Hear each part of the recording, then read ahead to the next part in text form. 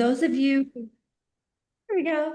So welcome to the Healing Through Christ class. My name is Stephanie Eastman. I am the facilitator of the Healing Through Christ class. This is a free class that I do every Wednesday. Anybody can join. We work the 12 steps, and then I teach skills on helping us work on our own self-sabotaging, codependent behaviors that sometimes interfere in the lives of others when we're trying to be helpful. So glad to have you all here. Today is a special format. We actually have a guest presenter today, Jason Coombs. I'm so excited to introduce him to our class. We have been so lucky. Jason is sought after, and this is just a humble little class on codependency, and we're just very lucky to have his presence with us today and him to spend his valuable time with us. For those of you who are interested in attending this class weekly or just receiving my emails, you can email me at healingthroughchristclass@gmail.com. And I'll be happy to add you to our list, or you can drop your email in the chat. And I'm seeing lots of people hop on right now. We're so glad to have you. Jason, so glad to have you with us today. Thank you so much for your time. Looks like you're all set up in your podcast room. I I'm love it. set. I hope I'm set. I just jumped off a meeting literally two Oh seconds man. ago, and so um, yeah, I'm just Okay. so glad to be here because Thank this you. is where I find the greatest joy. This is like my happy Oh, place. yeah. Wow. Thank you so much. We are so excited. Let me take a minute and tell everyone about Jason. I know a lot of people in my class already know Jason. Most of the people in my class are like me, and when they got hold of your book, Jason, it was like the balm of Gilead to them. It was a healer. And when I got the book, when I listened to your Audible version, which you are the voice on that, I could not stop. I binge listened to it in one day. And it's been one that my daughter just told me today that she's listened to it 3 or 4 times. So it's been really great for our whole family. So, first of all, I want to shout out, I don't know if Jody's on the call right now, but shout out to Jody in our class who had the sweet hookups with Jason. She's the one who got us hooked up with Jason. And I'm super grateful. Anytime somebody in our class has hookups with somebody that's been an influence in their life, I love having them in our class. Let me tell you a little bit about Jason for those of you who don't know him. Jason's a recovery advocate, an author, a corporate consultant on mental health and emotional prosperity. And he's a speaker who helps families and individuals navigate the complex challenges of addiction and mental health. And for those of you in my class, you know that we view addiction or affliction kind of in the same ballpark. We know that the principles of recovery help people, whether they're depressed or struggling with a gaming addiction or codependency, not just alcohol. So we call it addiction or affliction. And so he's got a master's degree in professional communications and lived experience in recovery. So he brings a blend of empathy and deep insight, as well as practical tools to his work. Jason is the founder of Brick House Recovery, a faith-based, which our class is also faith-based, outpatient treatment program for substance abuse and co-occurring disorders, which most people don't realize that they actually go hand in hand with addiction. Mental illness, emotional dysregulation, all those things go hand in hand, and they're often co-occurring. His recovery center has been recognized with national and regional awards for excellence in care. He is the author of the national bestseller Unhooked: How to Help an Addicted Loved One Recover, and the host of the Get Unhooked podcast, where he shares inspiration, tools, and insights on addiction, mental health, parenting, leadership, influence, company culture, goal setting, goal smashing, daily routines, prosperity, finance, success, entrepreneurship, relationships, and fitness. So, this show is all about helping you become the best version of you while you're striving to help an addicted or afflicted loved one recover. Jason currently serves on multiple committees and as the Southwest Regional Director for the Idaho Association of Addicted Professionals. Outside of work, Jason enjoys skiing, triathlons, and traveling with his family. And I would like to add one more thing to that. Like many that I have seen in recovery, Jason's a walking miracle. It's a miracle that he's alive. Most of us have addicts in our lives that our biggest fear is that they're going to die from their addiction. And whenever I put myself in rooms with recovering addicts, I find that God is the one who decides if he wants them home with him or not. And if he doesn't want them to die, they're not going to die. And yes, a lot do die from this, but a lot don't die. A lot have the miracles happen in their life and they find their way back to not usually just a good life, but usually a way better life than before they even came across their substances of choice. So with that, I would like to just tell you a little bit about our format today. Jason is graciously letting us record this so that you can share this with your friends and family. It will also be on our YouTube channel. And this format is going to just kind of be flowing. Jason's going to do a presentation. And as you have questions, you're welcome to either raise your hand or put them in the chat. And we can just talk and ask Jason questions throughout. He may need to leave a few minutes early. So unlike other times, we're not going to have an afterwards like Q&A. So if you have questions to ask, let's ask them during the presentation. And with that being said, I'm going to turn the time over to Jason.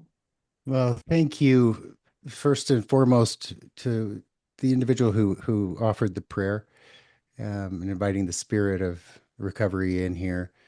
That is where the magic makes all the difference and all the work that I do and that Stephanie does. If there's one takeaway from anything that we say or do, and Stephanie, I hope I'm not speaking for you, but I know your heart. It's that if we're able to point you to the source that has the answers for your specific situation and help you clear a path to access that personal revelation, that is the goal. That is the ultimate purpose of any framework or anything that I've written or any video that I have produced. It hopefully is all being leading you and others to the source that actually has the answers to your questions. Because most of the questions, I will give my take, and you can, I always say I'll give my 2 cents, and then you can spend it how you want. I've learned that one answer for someone isn't the right answer for another, depending on the individual that you're trying to help and the status of the relationship, the stage of change that they're in, their spiritual state, whether they are spiritually anorexic or if they are experiencing spiritual strength at the time. And it really just comes down to the one source that has all the answers. And to start off, I have a little video that I want to share. And again, Steph, please let me know if for a reason you're unable to hear the video. Not to spoil this beautiful day or anything, huh? Come on. Huh?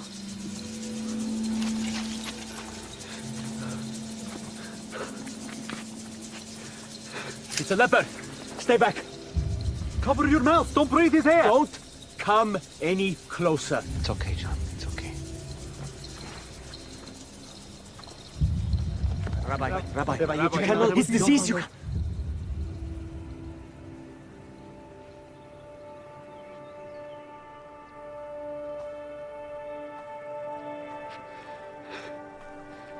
Please. Please.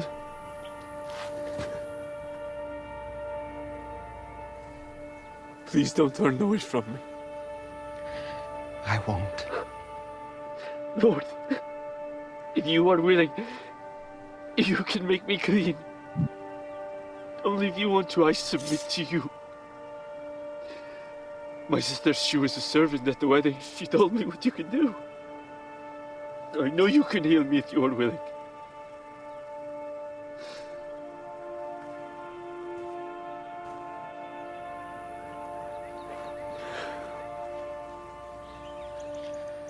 I am willing.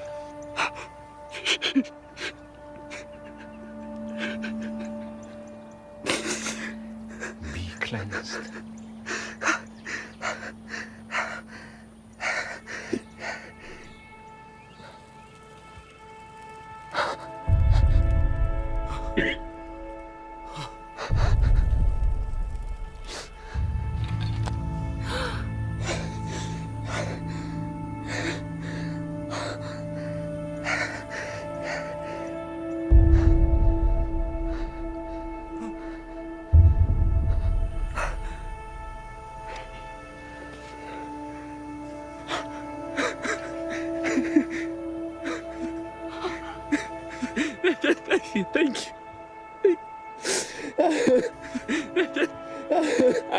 I know it.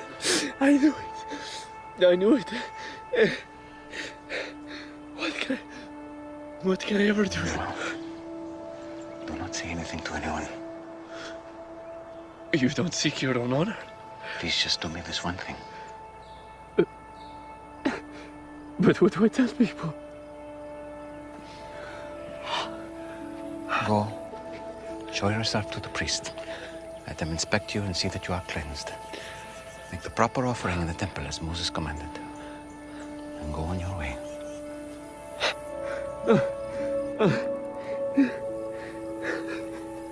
Who has an extra tunic? Just one of you, just one of you. That's enough.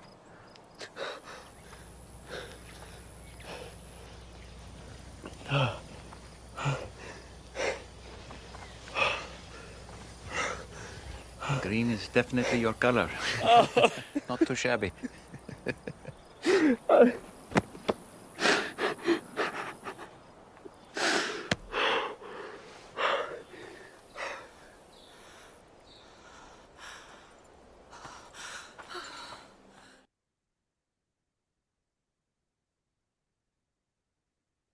It doesn't hurt to start a presentation by sharing a little clip from The Chosen.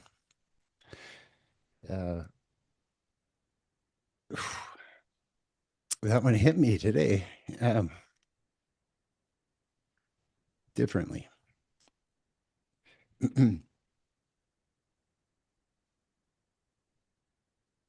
The part where the leper says, Lord, will you, if you're willing, will you heal me if you're willing? I know you can heal me if you're willing. And then the Lord says, I'm willing. It's just a very profound moment that I just had. And look, in the next 60 minutes or so that we spend together, I want to try to leave you with a couple of shifts. The first is, how to love and support your addicted loved one without burning out or feeling like you are getting sucked into the chaos. Second is how to reach your addicted loved one that you might feel like you need to give up on because you've tried everything. And also how to use your influence, your story, your gifts to influence your addicted loved one in the right way. And this particular presentation, before I show you what does work, I want to just call out what you likely have tried, as well as what my family tried. You likely have tried fixing their problems for them. You've maybe made yourself available 24/7. You've tried convincing them with logic, or you've tried backing off and waiting for them to hit bottom. Maybe you've tried incentivizing them or rewarding them for good behavior. You have begged them to want it as bad as you want it. You've done everything that you know how to do, and somewhere in there, it stopped feeling like helping and stopped feeling loving and started feeling like you're drowning. And in doing all of this, you may have unknowingly contributed to the cycle. And not because you don't care, but because you do care so deeply that you've just lost yourself in the chaos and in the disease. And none of this is your fault. But now it's time to unhook yourselves from what doesn't work and step into something that finally does. Because when you know better, you do better. Even if it's not perfect. So this presentation is for those of you, especially if you're wondering whether you're in the right room or not. Let me tell you who this is for. This is for you who are just starting out. Maybe this is your first meeting. If you're honest, you may have had thoughts like, if I just try harder, I can save them, uh, or they're just not ready. They need to hit rock bottom, so there's nothing I can do. You might think they just don't want it bad enough.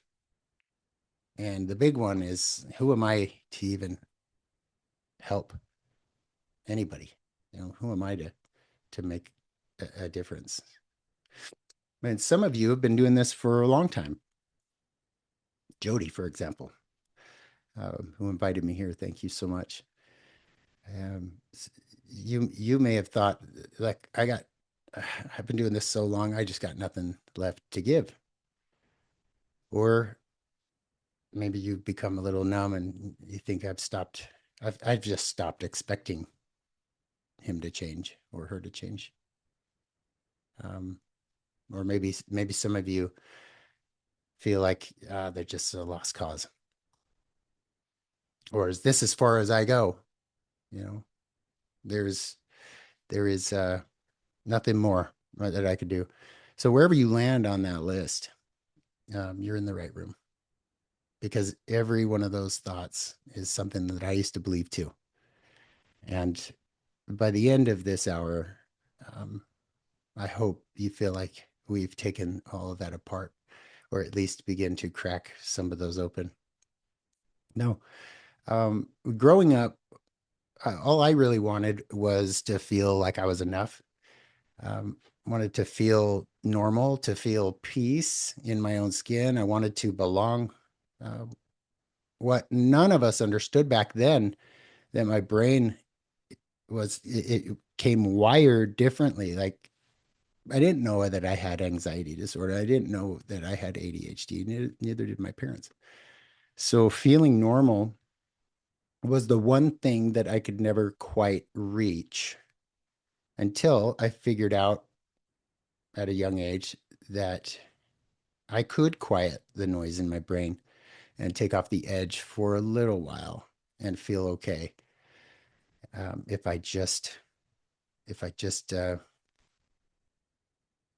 self-medicated, and at first it wasn't substances, it was risky behaviors, or getting a laugh in class, or getting in trouble one way or another. And I chased the scoreboard too, to measure up to my parents, to be as good as my brother at everything, and to stand out enough to get the girls to notice me. And, I told myself that if I could just win at those, then the feeling would finally come. And it never did, because the thing that I was missing was never out there. And the day that I found something that made that noise go quiet and made me feel like I was enough, I had no idea that I'd just met the thing that would take everything from me. And so the two questions that I carried everywhere were simple. Am I enough?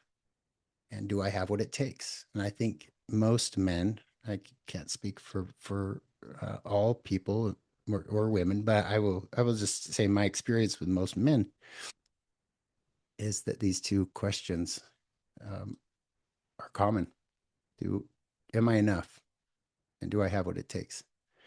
And for a while, those pills and a little bit of social drinking in high school did what nothing else ever had. The opiates quieted those two questions that I carried since I was a kid. And for the first time, the answer felt like, yeah, I actually am enough, and I do have what it takes.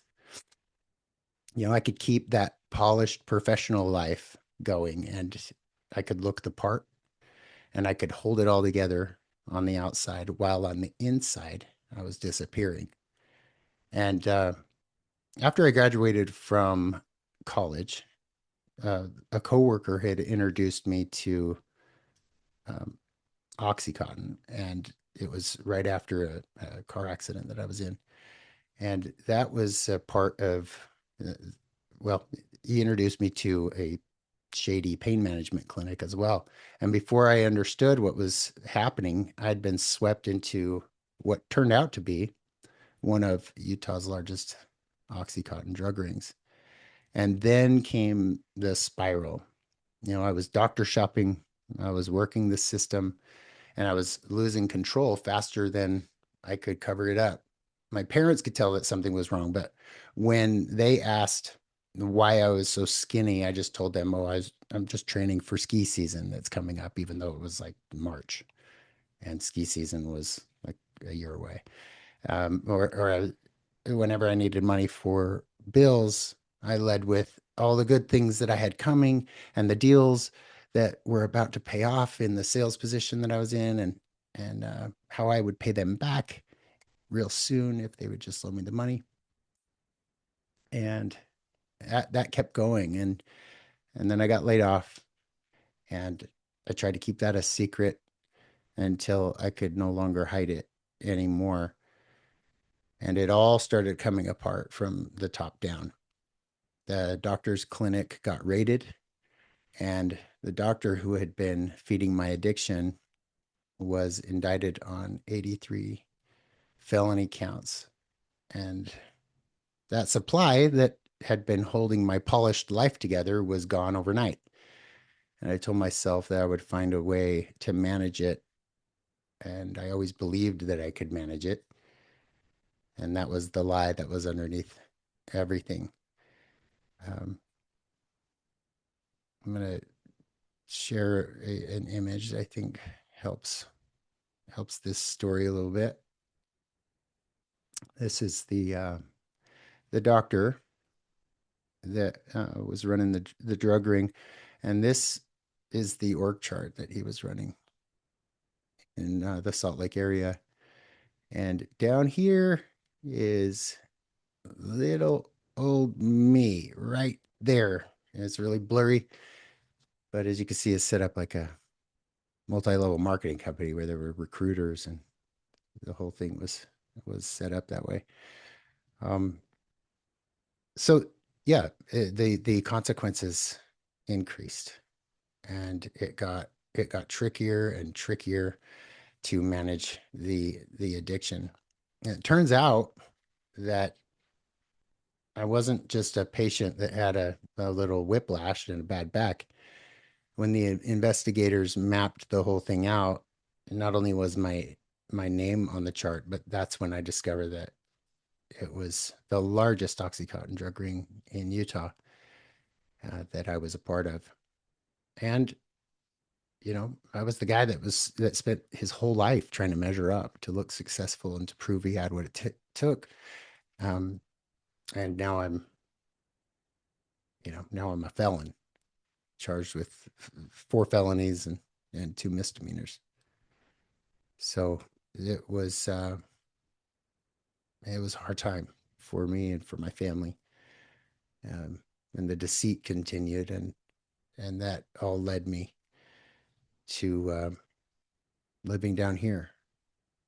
You know, the job was already gone by that point, and then the marriage, and then the house, and a few people who could still stand to be near me were gone too, and I ended up down here homeless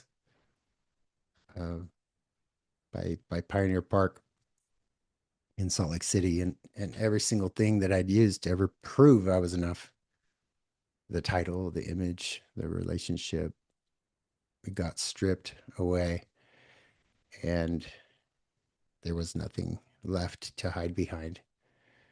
You know, those consequences increased.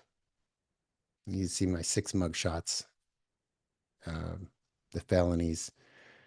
You know, look at those faces. I can barely recognize them, the man in them.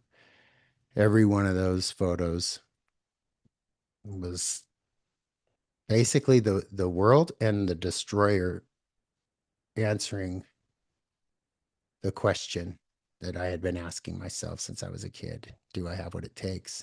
And these mug shots were evidence that I don't. and I watched myself disappear one mugshot at a time. There was a period of time where I fled the law and I guess you could call it absconding from my charges. And you know, I was court mandated to a treatment program, and after that treatment program, I failed. After losing everything and everyone, I ended up sitting in a tunnel one night in downtown Salt Lake City in the dead of winter with my back up against the cinder block walls, and I stopped fighting and I conceded to the disease. I didn't so much pray for help, but I just told myself that the only truth that I could see that night, and that I was going to die this way, and I was going to die out here, addicted and alone, and that it would be the kindest thing that I could do was to make it all end for me and for everybody else. And I wanted to erase myself. And that was what I guess you could say was one bottom, because it felt like there was nowhere lower I could go. What I didn't know that what I didn't know sitting in that tunnel that night was that across the valley, a baby was about to be born, my son, and he was about to do for me what 4 rehabs and every consequence in the world never could. I'm going to play a little clip.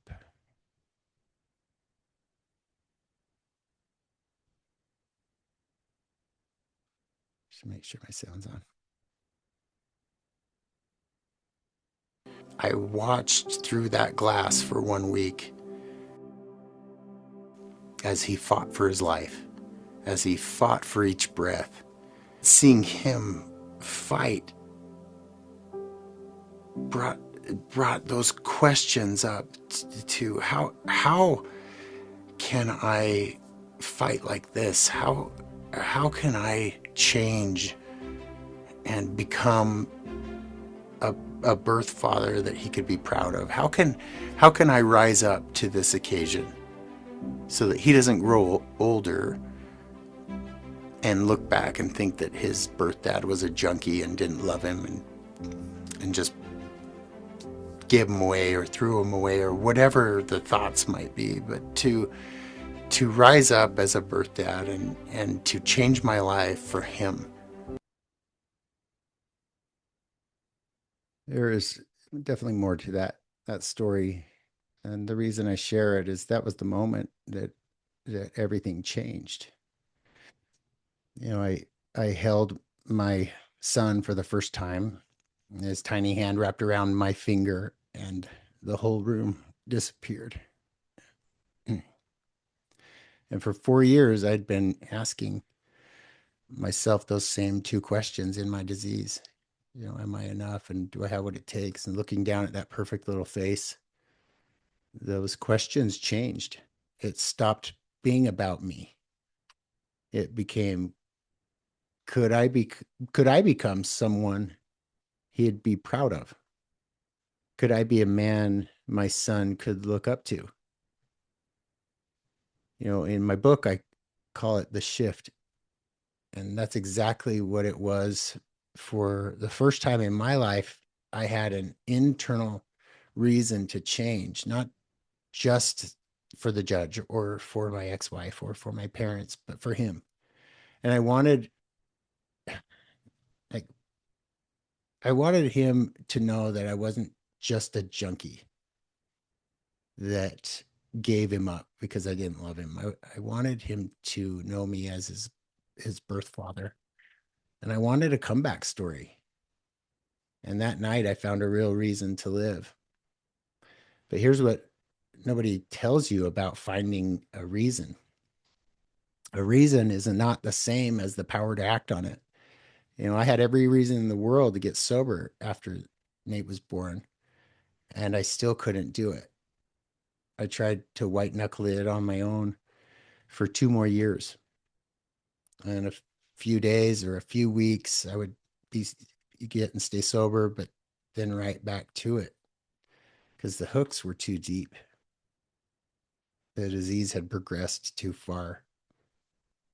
And I'd learned the hardest truth of my life in those 2 years. And that is that no human power, including my own willpower, was going to free me from this thing.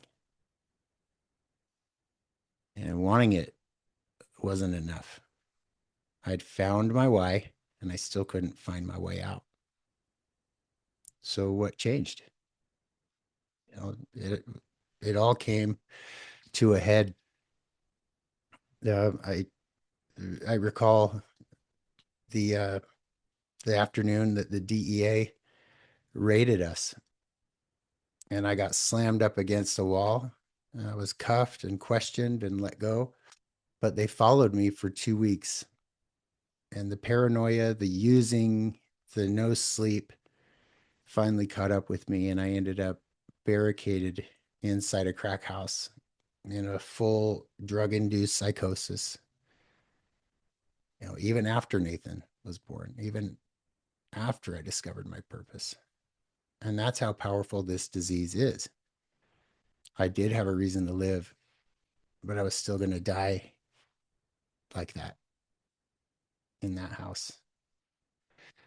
And then in the middle of that psychosis, one person came to my mind, not a counselor, not a treatment center, not a professional with names or initials after their name, but it was a guy that I knew who had used as hard as I used and who had been in the gutter as deep as I was in the gutter. And he had gotten sober 3 years before. And he was who I reached out to. And his name is Dave Pinniger.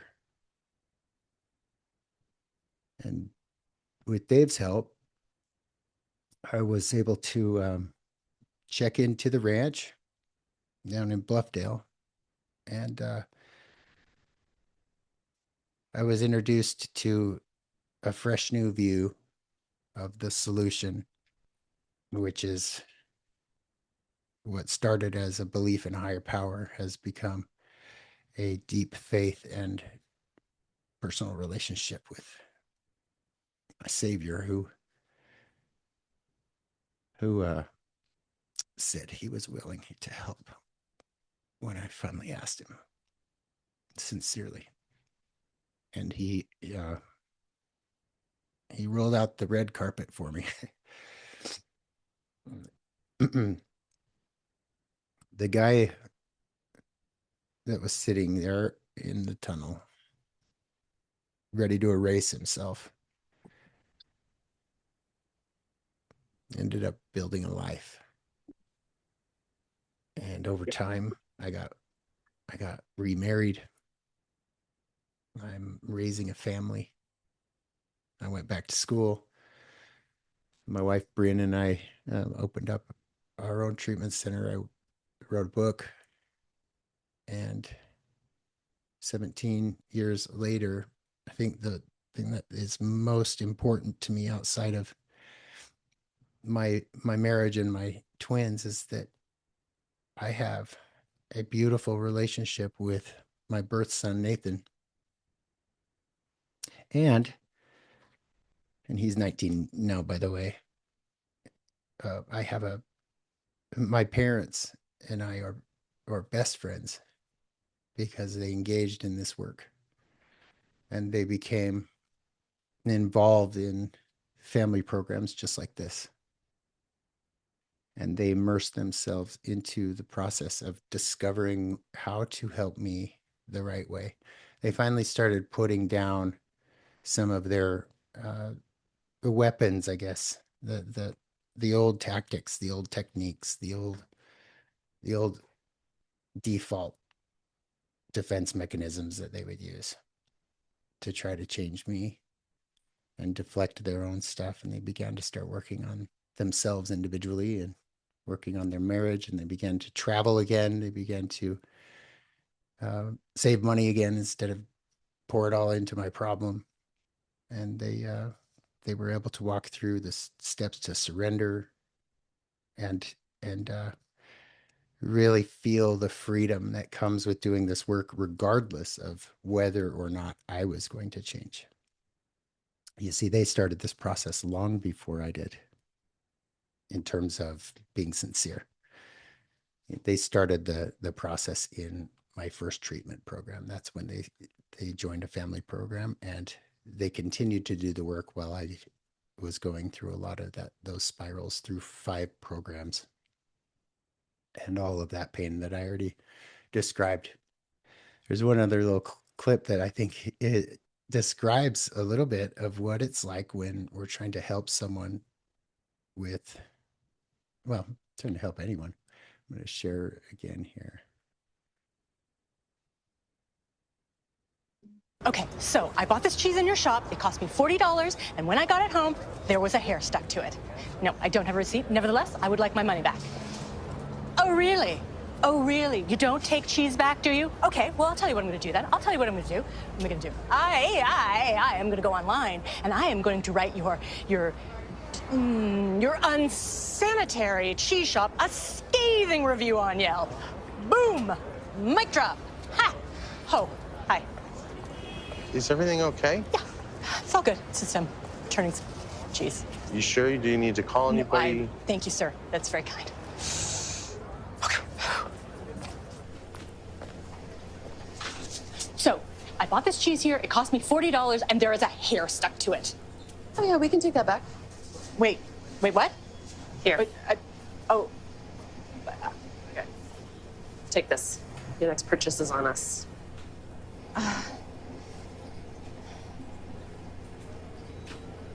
Did you want to fight? Yes, please. I would like to have a little bit of a fight. Sure. Yeah. Where's your receipt? I don't have a I receipt. can't take it back without a receipt. Oh, yeah? Well, the name of the store is stamped on the cheese, okay? How do I know you didn't just beat up somebody and steal it? Who does that? You might. Really? Yeah, you look like the kind who might. I am going to go on Yelp, and I am going to give this place a scathing review. Scathing. I'm going to blow up the internet. I'm going to break it. Oh my God, you scared me so much. Please Yeah. take our money. Leave the cheese. Thank you. Thank you. Was that so hard? It's called customer service. Fine. Thank you. Fine. Thank you. That was You're really so welcome. A lot of people really like that. That's great, too. See you again. Bye.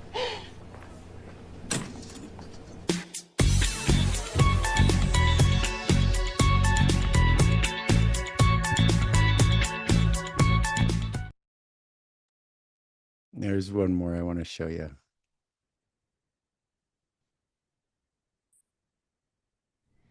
It's just, there's all this pressure, you know? And sometimes it feels like it's right up on me. And I can just left feel that it, like, brown literally leather bag feel it if you want in to my use that head, for and your it's relentless. your And travel bag on Saturday, Sunday too. I don't know if it's going to stop. I mean, that's the thing that scares me the most, is that I don't know if it's ever going to stop. Yeah. This is the video I like. Have you seen this video nail. where she's got the nail in her forehead? We can hear you, It's not Riley. about the nail. Are you sure? Because, I mean, I'll bet if we got that out of there. Stop trying to fix it. No, I'm not trying to fix it. I'm just pointing out that maybe the nail is causing. You always do this. You always try to fix things when what I really need is for you to just listen. See, I don't think that is what you need. I think what you need is to get the nail See, you're out. not even listening now. Okay, fine. I will listen. Fine. It's just, sometimes it's like there's this achy, I don't know what it is. And I'm not sleeping very well at all. And all my sweaters are snagged. I mean, all of them. That sounds really hard. It is. Thank you. Ow! Oh, come on. If you would just. Don't. Try to see things my way. Do I have to keep on talking till I can go on? We can work it out.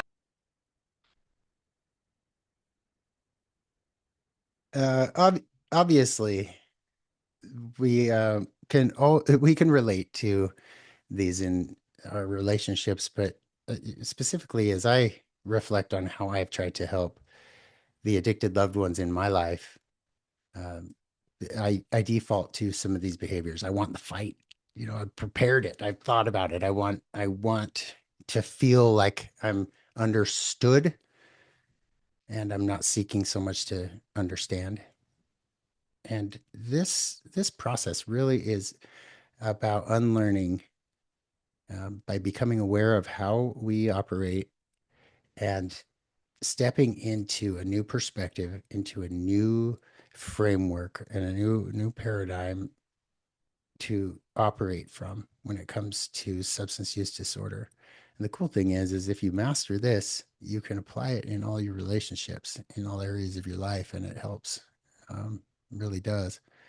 So we will, with the time that we have today, I just want to narrow and like kind of zero in on one particular section because there's so much that we don't have time to cover.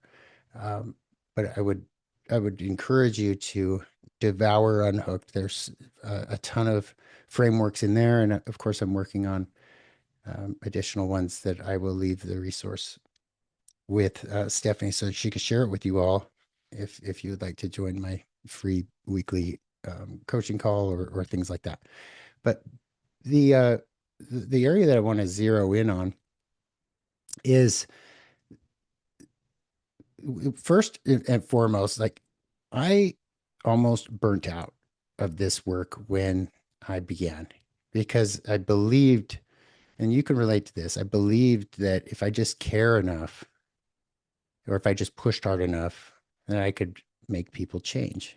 And this is after going through it myself, I still didn't understand what were the reasons why I changed.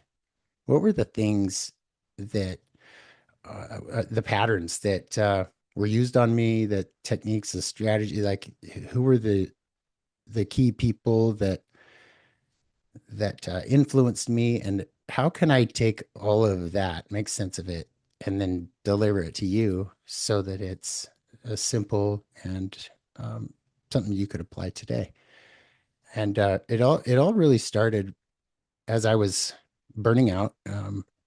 I ended up hiring a man who became my mentor, and his name is Bill Vogel, and he's like the Jedi of how people change. Um, and Bill, he taught me about human behavior, and I'm going to pass along what he taught me to you. So he helped me see that not everyone is in the same place in terms of their readiness to change. And we were working in an outpatient setting, and so he would say, like, when you apply the same intensity to someone who isn't ready, you don't move them forward, you actually push them away. He taught me that some people do need that nudge, and that intensity is like they're in that stage, and it'll like tip them over the edge to make that commitment to change. He taught me how to understand where people are at, and then how to meet them where they actually are, and how to find out what they're still struggling with by asking the right questions. And that leads to building trust. It leads to building rapport, which is different than trust. And it's how to really tap into their internal motivation instead of forcing my motivation on them. And the framework that he introduced me to, it was an absolute game changer. Let me share my screen with you so you can see the visual.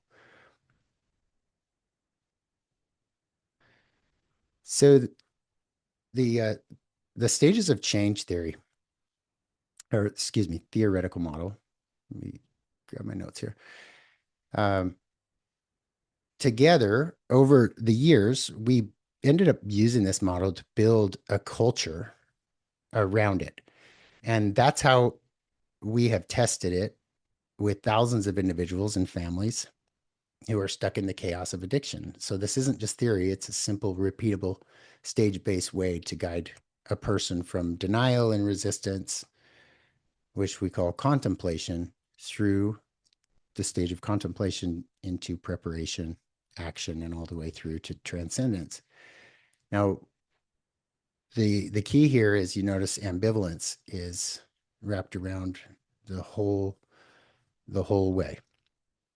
And now some of you are already thinking, okay, sure, Jason, that works for people who may want help applying this framework, or I'm not a clinician, this is a little bit too didactic or intellectual for me to apply. But if you bear with me, I hope it's going to make sense on how you can use it today. So I want to gently offer and suggest that maybe you have been looking through the wrong lens as you've been trying to help your addicted loved one. Because here's the truth, even people who are willing to walk into treatment are rarely ready. And I've been doing this for almost 2 decades, and I can tell you without exception that every client comes in treatment with ambivalence. They're not in action. Most are still in pre-contemplation. They're trying to please their spouse or their parents or their judge. And some people will change while they're in treatment from pre-contemplation. Not just because they hit some magic rock bottom, not because they suddenly wanted it bad enough, but because they were met with a process that guided them one stage at a time. So when you hear people that say, oh, they're just not ready,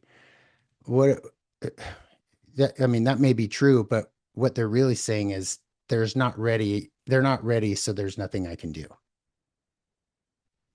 And you just have to sit back. I hear this all the time in recovery meetings. Oh yeah, they just, nothing anybody could do until I was finally to that place of surrender. And that's just not true.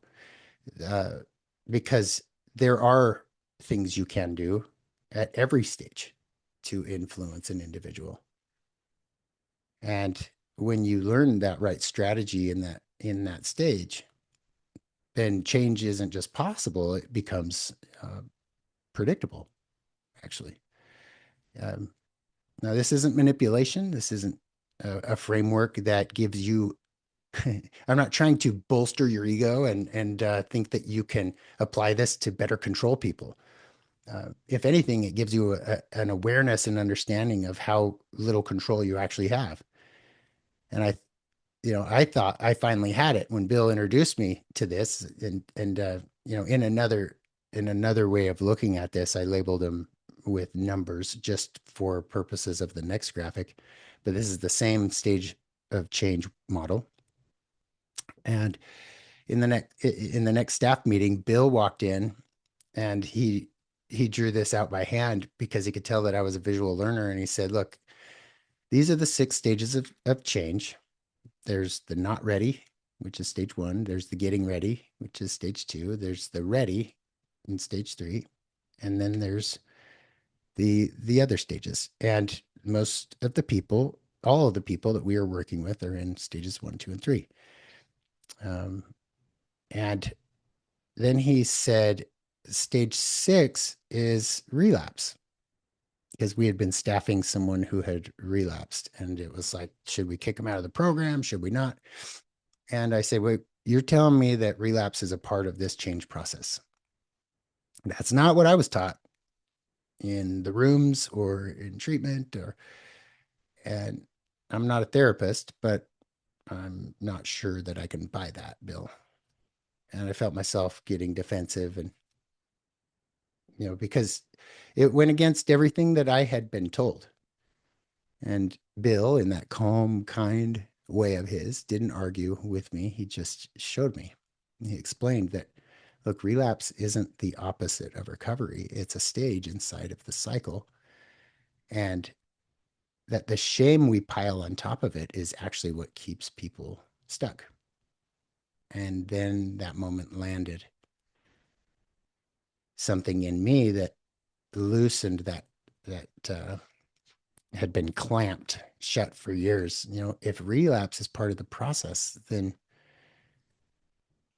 I look back at my own relapses and I was thinking about, especially those last 2 years, it was through those experiences that I resolved my ambivalence, that I never wanted that life again. Not just from a cerebral or intellectual or a verbal place, but from a genuine place of change. And that also released me of shame as I was beginning to make sense that all of my setbacks were also steps forward after I realized how miserable I was. Now that is important, an important piece, because it's also important for me to clarify that I do not encourage relapse, that we lose a lot of people because they may think they can continue to do this and not have any consequences and they're not going to die. And then we end up hearing that they've overdosed. But if you hear me clearly, what I'm describing is going to be better understood in this next graphic. So then Bill took it one step further. Okay. And he showed me that a person isn't in one single stage of change and they don't just stay there, but they're in a different stage in every area of their early sobriety. So you can swap out the headers of all of these pieces, or these eyepieces, I guess you could call them. You could swap them out to any header that you want and recognize that your addicted loved one is going to be in a different stage of change in finance or in health or in their relationships than they're going to be in some of these early sobriety life domains. So they may be on time. And I'll give you a story as an example. But before I do, I want to share this next slide as well, because this applies to cross addiction, and this applies to co-occurring disorders. This applies to drugs of choice. And you can see how some individuals are ready to quit alcohol, but they're not going to quit pot, or they are willing to, they're in the preparation stage of change in their gambling, but their compulsive overeating and their vaping, they're still in pre-contemplation. So one story I want to share before we wrap up, and I will have some time for some questions, by the way, Stephanie, if you are okay with that. But let me introduce you to Costa Mesa Chad real fast. So Julie was his aunt, and she flew her nephew Chad from Costa Mesa, California, to live with her in Idaho while he went through treatment. And so he was 25 years old, baggy skater clothes, flat billed cap pulled down so low that you couldn't even see his eyes. And he looked about 17 years old.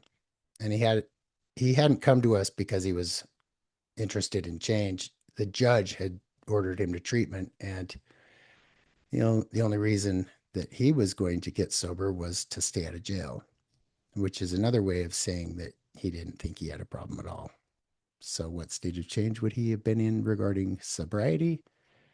He'd be in the pre-contemplation stage. Now, after one afternoon, my phone rings and it's his aunt, Julie. And she is livid. And she begins by saying, Jason, Chad is acting like a junkie. He's up all night playing video games. He's sleeping until noon. He's pounding energy drinks all night, smoking cigarettes on the porch. He's still dresses like a junkie. And in her words, he's just acting like a drug addict. And he won't even go get a job. And that she was at the end of her rope. And she wanted me to fix him. She wanted to know why he wasn't getting better in her program. And I could feel how much she loved this kid. You know, that's why she was so upset. So after I let her get all of that out, I asked her one question. Julie, what was the number one motivation for you to bring Chad up to Idaho? And what was the one thing that you wanted more than anything for him? And she didn't even hesitate. She said, well, I wanted him to get clean and sober. I said, good. Because you and I want the exact same thing. So let me tell you a little bit about your nephew. Today, Chad celebrates his 60 days sober. She was silent. Have you celebrated that with him? More silence. He hasn't missed even one group or one appointment. His attendance in our program is 100%. This kid who was living on the streets of Costa Mesa 2 months ago with no structure in his life at all, who was using meth daily with his mom, homeless.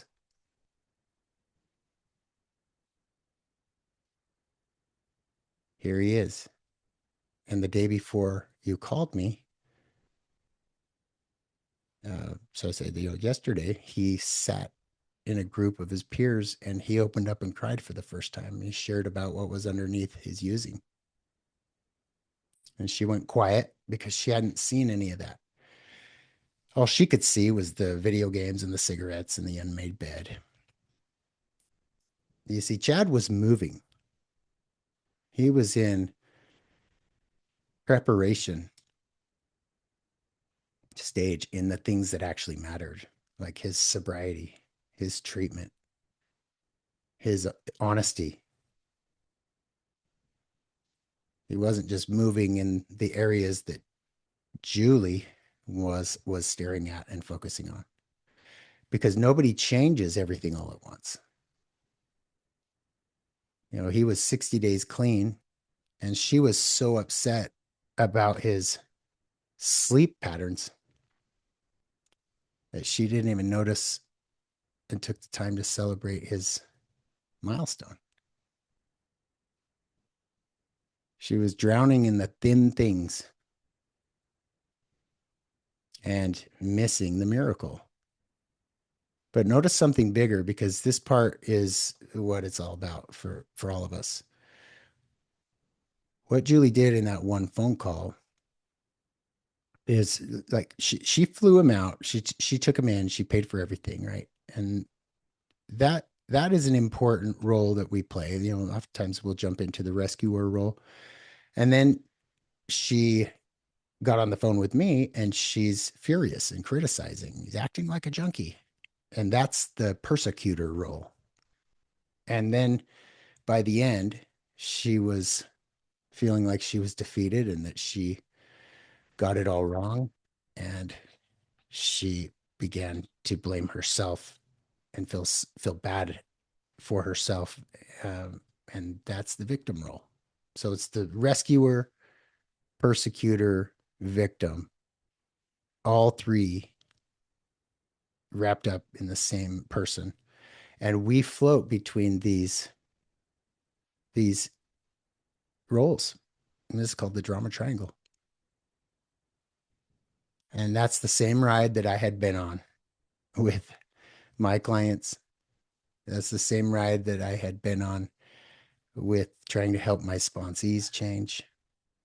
And that is where this framework comes in, is when you can stop thinking that you know or you assume where someone is in their readiness to change, and you begin to seek understanding and seek clarity, asking questions that aren't interrogating, but in effort to truly understand, not to speak at them or to debunk what they're sharing, but to really build that trust and rapport so that they feel like in that space with you, they're open to exploring the costs and the benefits of giving up that behavior. Not just telling you what you want to hear, but exploring their own ambivalence, the risks and the rewards of getting sober, the costs and the benefits of getting sober. Because in their mind, just like it was in my mind, the costs of getting sober are I'm going to be miserable. I'm going to be miserable when I'm sober. And the costs of not getting sober are I'm going to be miserable. I'm going to be miserable loaded. And so if I'm weighing out the costs, if those are my only two options, I'm going to choose miserable and loaded every time. But when you're able to build a relationship with them, you could help them see that there's a third option. That third option is emotional sobriety. That third option is feeling loved again, feeling lovable, feeling worth again. Now, to sum this all up, those are gifts that come through the sunlight of the Spirit as you get out of the way and begin to be a change agent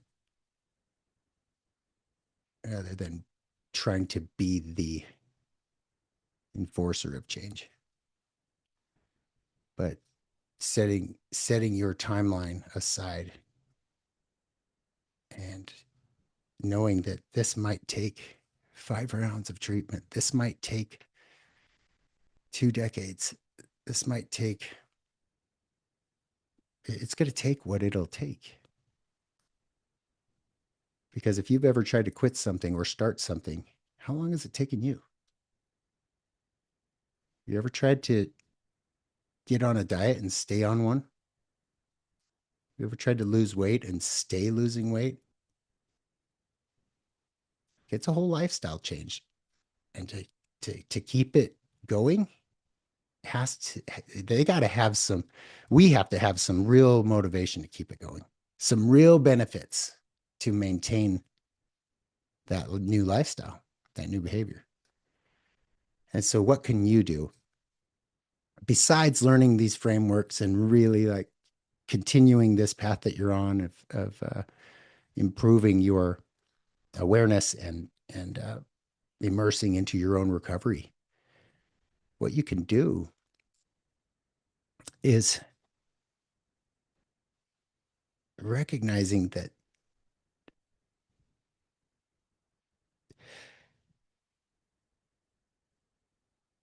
God is watching over your addicted loved one. They were his before they were yours. And he knows what they need when they need it. And he knows how to bring it to them. And it might not be through you. And that's okay. It wasn't my parents that made those big, huge, impactful moments for me. It was having a son come from heaven to be born. It was meeting strangers in a treatment program. It was my parents being change agents by facilitating the process without trying to control it, encouraging me and sharing their unconditional love, but doing their own work. Getting out of the way doesn't mean apathy and just dismissing and crediting and disregarding and just saying, oh, they have to hit rock bottom before there's anything I can do. It's not that. It's an active role.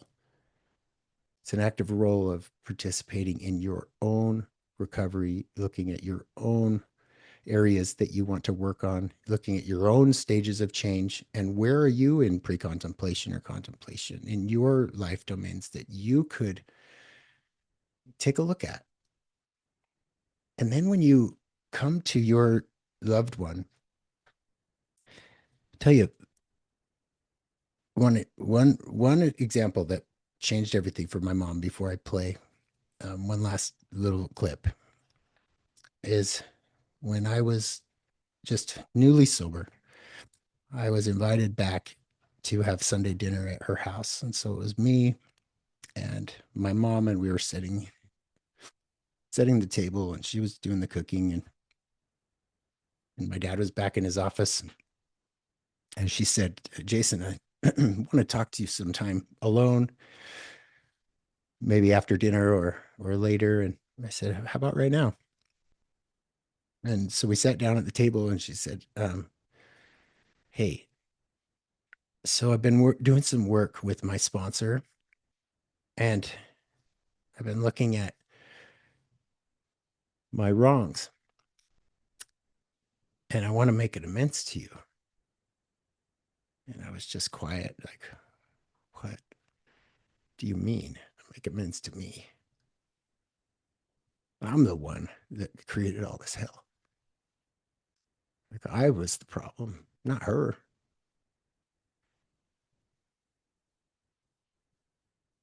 At least that was my view. She said, I want to make an amends for all of the times growing up when I made you feel small, when you didn't want to do what I expected, and when you didn't want to go to church, and when you didn't want to cut your hair, and I shamed you and made you feel like in order to earn my love, you had to agree to what I wanted. She's like, I'm so sorry. So sorry for ever comparing you to your siblings. And then she said the key phrase. She said, what can I do to make this right with you?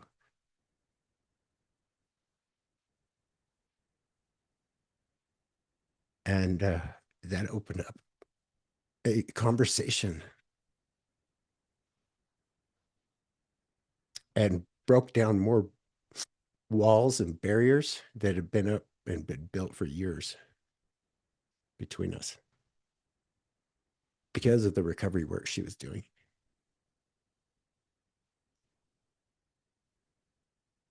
And you know what it also did? It also helped like peel off a few layers of shame that I carried. Like, her action helped heal me unintentionally. Not only did it like heal a huge part of her soul, but I was a bystander that also, like, our relationship has never been the same since. That's what I'm talking about. That's what's important. Because it's all about our relationships with our loved ones. It's not about them getting sober.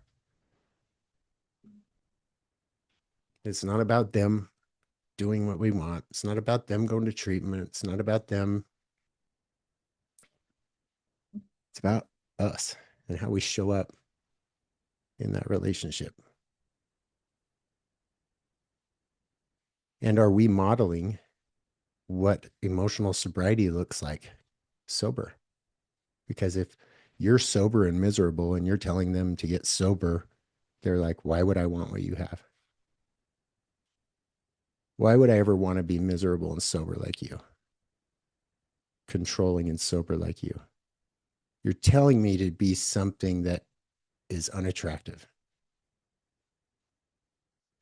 I'll choose this other alternative that's unattractive than your version of unattractive. But as you get better, as you change, as you carry that light and that spirit with you, you become attractive. You become a beacon. You model emotional sobriety. You become like my mom. I want to close with this little video.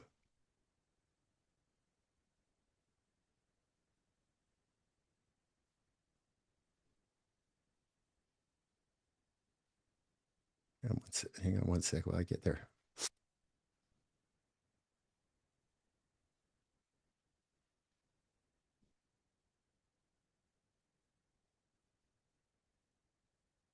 I have way too many screens open, you guys. Sorry. Okay.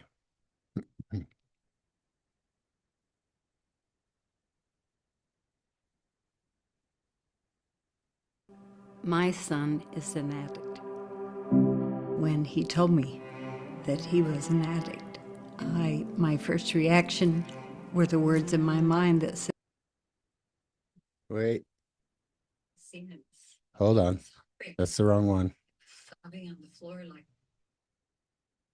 You guys, I'm so sorry. I teed this up just for the letdown. One sec. Jason, don't worry. My class is so used to my lacking technical skills. Okay. They're proud. Good.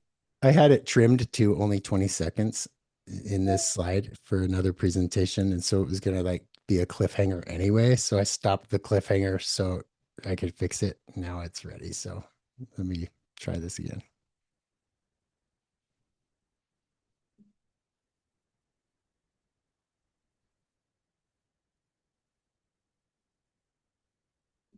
My son is an addict. When he told me that he was an addict, my first reaction were the words in my mind that said, "No, you're not." I can remember the scene. It was heartbreaking. He was sobbing on the floor like a child and trying to tell us that he was an addict, and my mind wouldn't let me think that. Jason was the cutest little boy. He was just a happy boy, and he had a sister just 2 years older, and they were best of friends. He was well-loved, well-liked. He was kind of a natural leader, and kids followed him. And sometimes when he got into mischief, they followed him into mischief. I think if I could talk to that mother who was young into addiction with a loved one, I would just calm her down and say, don't give up on that little glimmer of hope. All the help we were doing and everything we were trying to rescue him and save him and pay off Check City on bad checks that bounced, all of that was just adding to the sickness and the craziness and adding to the disease and allowing the disease to go on. I wish I'd learned earlier not to talk to him in accountability, like asking him questions with yes and no answers where he had to say, yes, I did that, no, I didn't do that. You try bargaining, and the bargaining about if you can do this and we'll do this, and I mean, you become so desperate, you make checklists for them. You write down little things you want them to do, and then you feel really good if somehow they'll tell you they have done it. But the truth is, you know, lying is a symptom of the disease. I wish I could have gotten past my pain and my despair to have been able to reach out with a more understanding heart. He was suffering on a totally different level than I could appreciate until the years went on, and then you could appreciate a little bit of his suffering. What I knew well was what my suffering was. Mine was Mine was unbearable.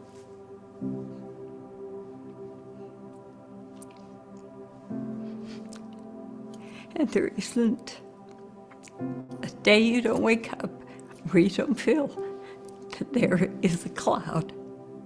That day is a cloudy day.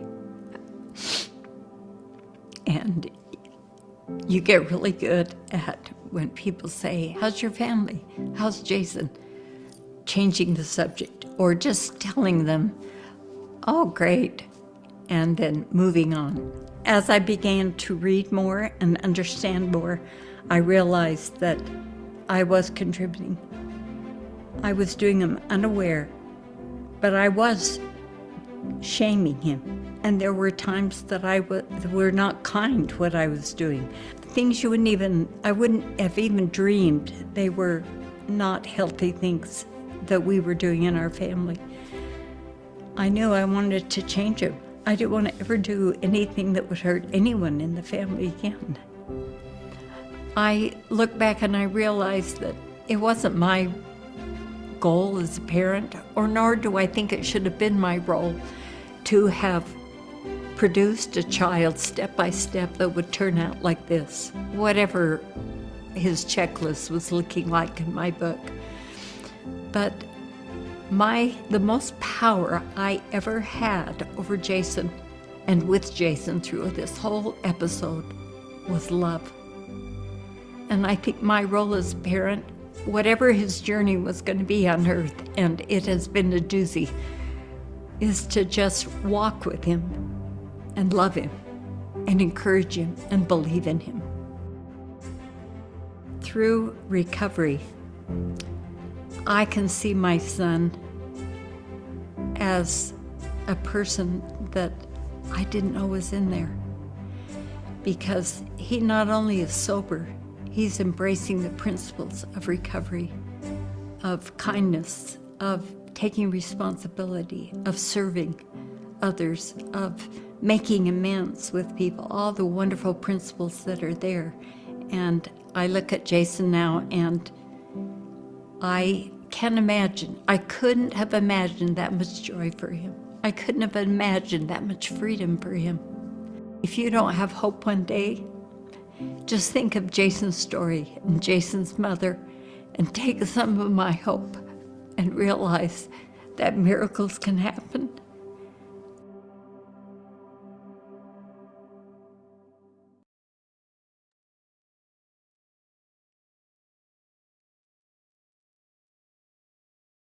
I'm not going to add anything on top of what my mom just shared.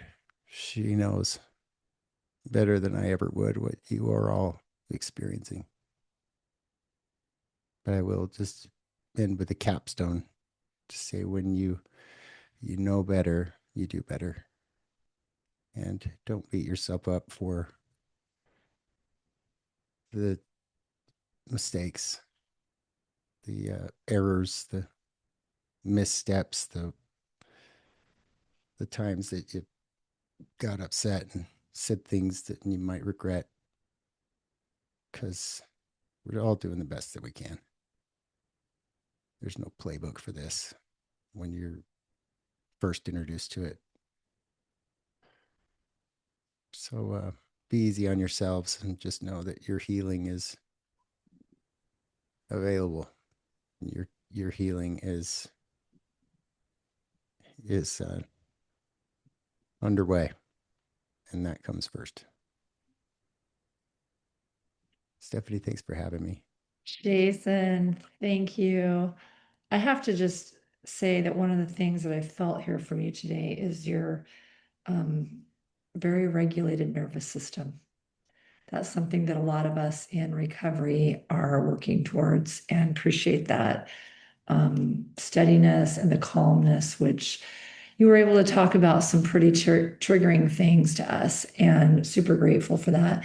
I've seen that video of your mom. I was thinking to myself, I need to have your mom come speak to us. She'd be great. And then also we had somebody ask about, here in the chat, somebody's asking about the 6 stages of the addiction, and you had the table. Is that, I I don't remember if that's in the printed copy of your book, but I think it's on your website. Is that correct? The graph. I will provide it for you. Oh, awesome. Yeah, I'll Okay. provide it just so that Thank you can you. have it. And it is in the book as well. Okay. There's one graphic that's not, but also happy to gift everybody here a book. Not on the recording, sorry for those that are watching, but those that are here live. Awesome. And we can work out how to make that happen. If you just cover the shipping, I'm happy to gift you the book. The shipping's about $10, and that's so generous of Jason. So what I will suggest that my class do is you email me today at healingthroughchristclass.com at gmail.com, healingthroughchristclass at gmail.com, and I'll give me your address and we'll get those sent out to you. And then if you could, I don't know, maybe it'd be better for them to Venmo me, or we can figure out a way to do that when I send the recording of this out today. But that will be figured out for sure. If anybody has a question for Jason, we have just a few more minutes.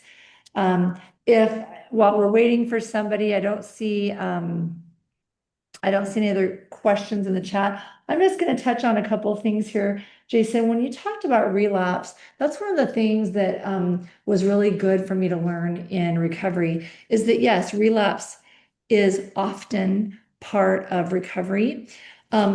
One of the things I've noticed as I've been in recovery groups is that when you get in a tribe of people who relapsing is not frequent or normal, you tend to be in this tribe that helps you view relapse as something you really want to avoid. Whereas when you get yourself in a tribe of people where they're like, oh yeah, relapse is normal, it can be a stumbling block.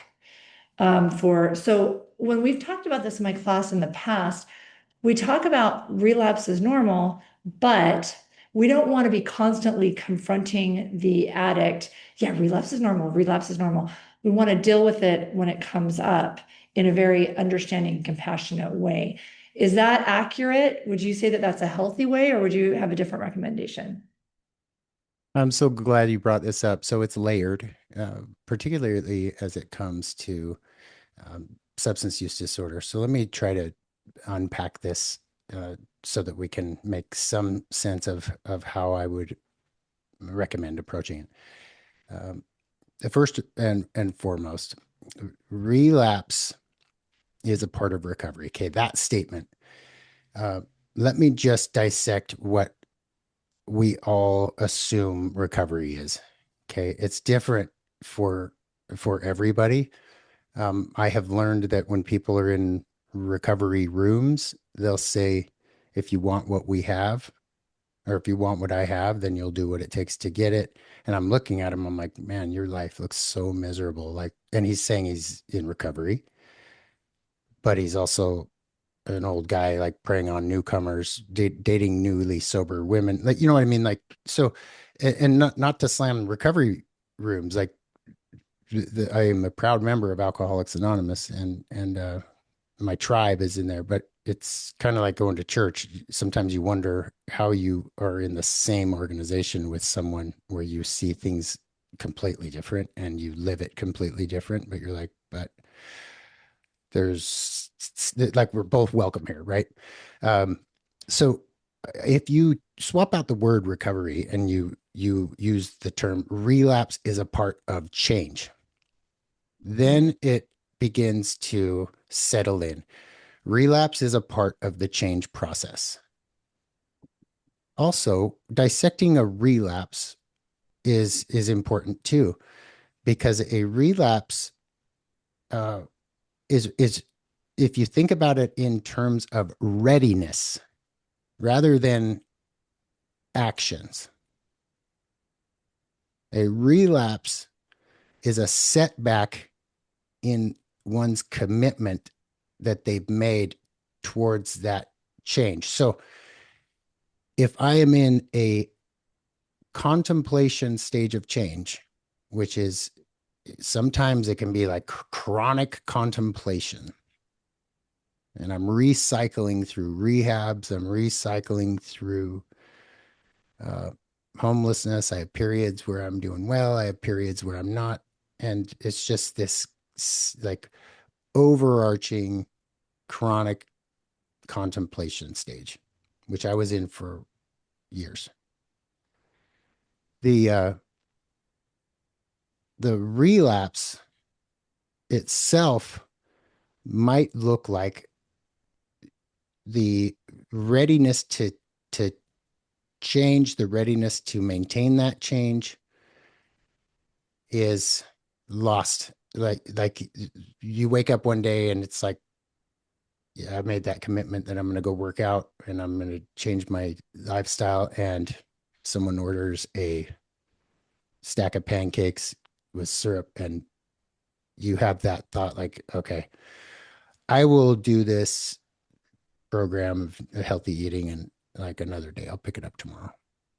And they postpone the commitment, right? It's not necessarily saying I am choosing a lifestyle to be eating sugar every day, all day, or I'm choosing a lifestyle to be loaded every day, all day. It's this mental like setback of postponing the commitment to indulge. When you look at it through those lenses, there are a lot of relapses that happen behaviorally before there is ever a drug or a drink ingested. Okay. Now, I think that's important context when we talk about relapse, because a relapse isn't as simple as you restart your sobriety date. For purposes of recovery language and recovery rooms and recovery culture, it's important. And I'm not trying to change that, because I'm very proud of my sobriety date and I'm very proud of the days that I have. And if I were to pick up a drug or a drink, that sobriety trend would go to zero. That helps me actually. But what I'm trying to do is come alongside each of you and like point you to a side angle of the same message and concept, and just look at it a little bit differently, not dismissing the way you currently look at it, but just looking at it a little differently. And that's one piece to it. Now, say your loved one does use again, and you have boundaries set up, you have an agreement set up with them. And part of that agreement is you agree to staying sober, to be living in our home, for example. And that commitment is broken. Now that's a conversation around boundary setting, boundary holding, and the importance of natural consequences that influence resolving ambivalence over here. And so when someone has a setback, how you approach it in terms of your boundaries and agreements that are set up in the relationship that you have is where the influence is. It's in the layered, we'll call it the stack, the recovery stack. And that's why it can be difficult to put words to it. As you can tell, I'm like trying to make sense of something that I have made sense of here, but to put it in words so that y'all can see how the stages of change and ambivalence work as the overlaying framework to the importance of your boundary setting, your boundary holding, allowing natural consequences to their actions so that there's not enabling, there's not rescuing, but there's unconditional, loving, positive regard and support. And that is unique to every individual's circumstances. And so when someone asks me, what should I do? My loved one relapse, that deserves at least 20 questions for me to give any real opinion on it. So what I do is I don't go down that rabbit hole unless I'm consulting someone privately and they paid for my services. But if I am just helping the general population, I will always default to principles that work, principles that are overarching that should influence how you make decisions. Principles like it's very important that you seek to understand rather than to be understood, to model empathy and try to step into their shoes for a minute and feel what it's like to suffer with this disease.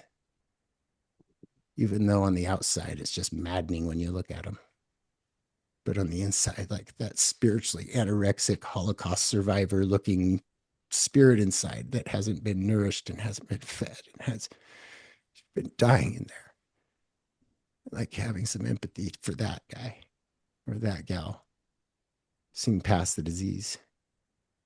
Like those overarching principles are where I always try to go, because I think that's where you get your inspiration on how to help the right way, and you can see through the disease and see the real person that you're trying to help. Yeah. So good. And I, first of all, I love that empathy. I think that as codependents, we naturally gravitate toward empathy, wanting to be in their shoes. And we also need to remember to keep our grounding so that that empathy doesn't turn into enmeshment, and because there's a difference there. But being able to understand this from the disease model perspective can be really helpful so that we don't end up shaming somebody for the sickness that they have. So I love that. And I also love that, what you brought up about like if somebody has a relapse and you've already had an agreement, you already have a boundary, such as living in our house, we can have empathy for the relapse while still maintaining the boundary that will help both them and us without making it a shameful thing. Okay, yeah, this happens sometimes. The agreement is this. And rather than as a codependent jumping in saying, it's normal, should I even have this boundary? We've got to remember that taking care of ourselves is our responsibility as much as being empathetic towards somebody in addiction. We have nothing to offer them if we go down with them. So I can really appreciate that. And then I'm not seeing any questions. There's lots of comments. I'm going to actually give you the comments. I'm going to send those to you, Jason, after the presentation. You did have something in your graphics that I was curious about. I think it said toxic validation. Did I read that right? Did you have something in those sections that said toxic validation, or did I misread that? You probably did. Yeah, you probably did see Can you that. explain what toxic validation is? Toxic validation is, well, I'll just simplify it. Anytime that you're needing validation from people rather than validation from the source, it can become toxic because it is a craving that is insatiable. Yes. Okay, that's awesome. And Hey, that is Stephanie. Yeah. Can I make a really quick comment as Yes, he was Deborah. talking about that? I thought of an example with my ex-husband and my son, and how my son had relapsed and was on the floor and he was high, and my ex-husband walked in, who's also an addict in a different sense. But he just was yelling at me saying, when are you going to give up on our son? When are you going to give up on our son? It's time. And the Spirit just whispered to me to tell him, when the Lord gives up on you, we'll give up on our son. And I was thinking how much that not only helped, I'm sure, my husband or my ex-husband, who is still struggling with his addiction, but my son, he's not here anymore. He passed away. But I'm sure it helps him even on the other side. It's not over. And it also helps me to know that when I have my struggles, that there's still hope there also. So important to just speak that truth sometimes. Wow. Tamara, thank you so much for sharing. That was so beautiful. Thank you so much. Okay, we have run out of time and I don't see any questions, just a lot of kudos. And I know Jason has to go. We do have, I don't know if anybody's still here that can give us the closing prayer. I would like to close out with a quote from Jason's book that I love. This is what it says: parents and spouses often become addicted to trying to rescue their loved ones as their pain and consequences mount from their substance abuse. The first step for most parents and spouses is to get sober from worry and rescuing someone who is clearly not ready to change, and thereby show your addicted loved one what sobriety looks like. If you are unhappy and sober, why would your loved one want that kind of life? Get your joy and peace back and show them what emotional sobriety and a calm, balanced life looks like. Come with me. And that's what we're aiming for in our class. So with that said, if there's anybody who, I think Jody, I don't know if you're here or not. If you're not here, Jody, I've got Deborah who's going to give us a closing prayer, and I will stay on for a few minutes for anybody who wants to chat. Thank you so much, Jason. Thank you. Love you all. Thank you. Deborah, are you ready for a prayer? Or, okay, Jody's Yes, here. I am. Jody's here. Okay. Jody's here. Okay, Sorry. great. Thank you. Yeah, no, he's live.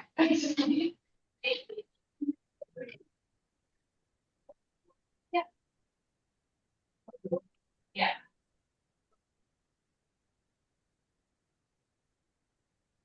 Okay, we're almost done here, so I'll just have them look for it. Okay, Jody, are you ready to give a prayer? Yep, bye. Yep, bye.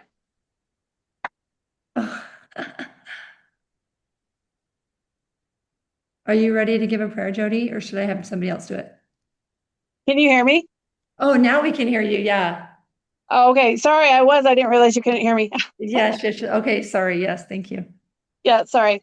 All right. Our dear Heavenly Father, we're grateful for this day. We're grateful for the opportunity that we've had to come together in this beautiful room, that we are able to share support with each other, and that we are able to be a comfort to each other. We're grateful for the opportunity that we've had to share our time with Jason, and that the spirit that he brings, and the spirit of recovery and overcoming codependency. And we ask that as we continue in this recovery for us and our addicted loved ones, that we can turn to thee and that we can feel of your love. And we say these things in the name of Jesus Christ. Amen. Thank you. Thank you so much, Jason. Appreciate you being with us. Anybody who wants a copy of his book and just wants to pay shipping, email me today at healingthroughchristclass@gmail.com, and we'll make sure, give me your address and we'll make sure we get it off to you. I'm not going to send that out in email to all my 400 people that are on my email distribution list. So, okay, let's see. And I see a lot of kudos. I hope that, okay. I'll go ahead. Oh, I'll get you the quote. Yeah, I'm happy to share the quote when I send out that, when I send out the recording. And so thank you all for being here. I'm going to stay on for just a few minutes, and I'm taking pictures of the chat as I always do. I'm not taking pictures of your faces. You can just unmute if you have a question or anything else that you want to share.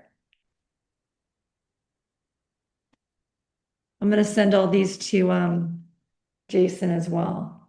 These great kudos. Okay. Lots of good. Okay. Okay. Okay. Anybody want to like unmute or do you have any questions? I have about 5 minutes. I have to leave for an appointment in just about 5 minutes, but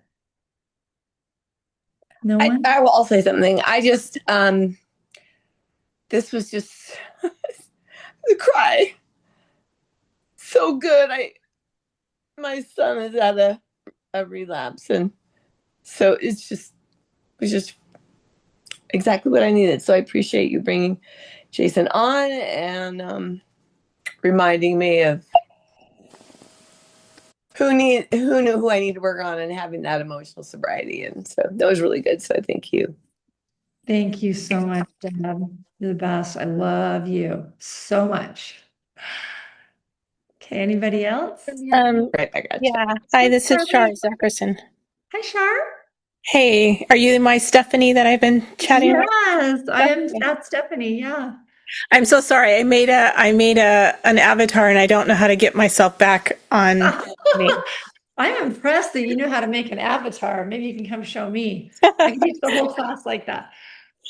But yeah, I just want to say hi because we meet you. Sorry, you can't meet me because I gave myself an avatar. I know. So just so you know, Shar, when I saw your name on here, I was like, oh my goodness, Shar's here today because I know you usually work.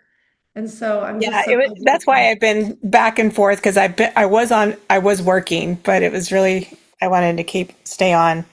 So okay. Okay, thanks for being here, my friend. yeah, good to see you and meet you. Yeah, you too. Michelle.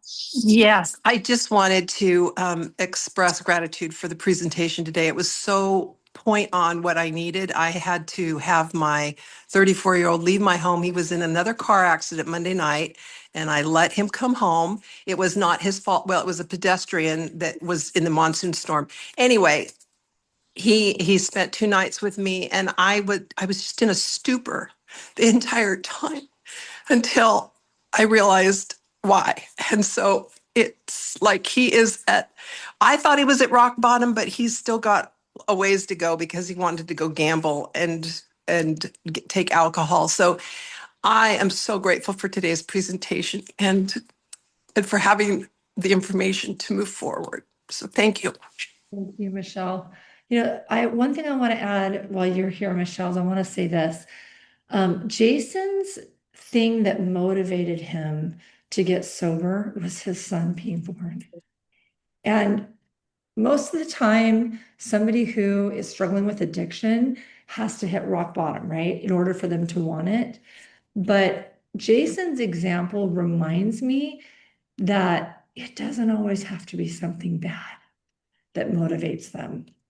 And even though it usually is, I hope and pray that I know that it is in many cases as can be possibly done, our loving Heavenly Father, if it can be done without a bad thing happening, that's what's going to happen. Unfortunately, the disease is pretty brutal and it takes something really bad, but it doesn't always take something bad. And I thought that was great. But what we know is that motivation is not enough. What Jason shared, they need to have a path. They need to have a clear way to be able to process their pain rather than turning to their drug of choice. And that's where our own recovery comes in and us learning, because somebody who's caught up in addiction does not know how to get out of it. Once the addiction is really set in, it cannot be done internally. They need external help. And that's why 82% people who attend their own recovery, if you have a loved one, if you learn recovery, if you get your own sobriety, you use the tools, you give your loved one an 82% chance of not just getting sober, but staying sober. And that's the most likely opportunity for them to be able to do that. So anyway, with that being said, I love you all. Thank you all for being here. I have to rush off. I'm heading on a trip and I'm going to catch a flight. Thanks, everyone. Thank you, Stephanie.